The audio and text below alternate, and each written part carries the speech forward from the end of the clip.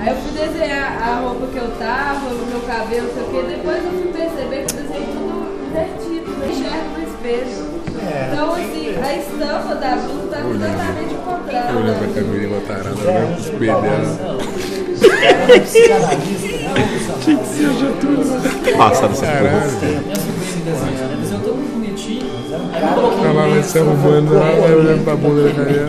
Ele era contra o Filho casamento. da puta. Não seca mesmo, né? Essa parada, né? Não dá certo.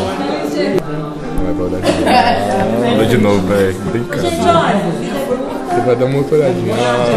Agora ele olhou, dá uma olhadona. Chegando na hora. Ó, Tá com nu. Você viu?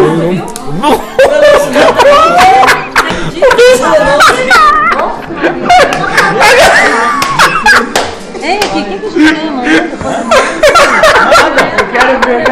Dia primeiro. Terça-feira, nada.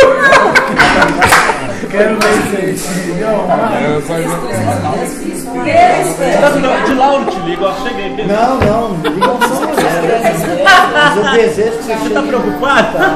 Tô preocupado com você. Aluno é aluno.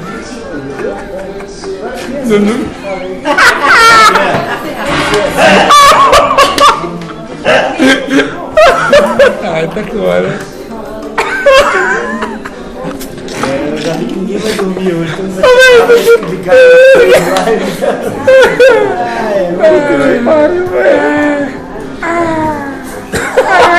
Ó a Billy, velho, credo. Ó a Billy tendo um filho. Não, chega uma hora que é pra gente filmar, pode parar. Esse copo é meu? Não, com vinho.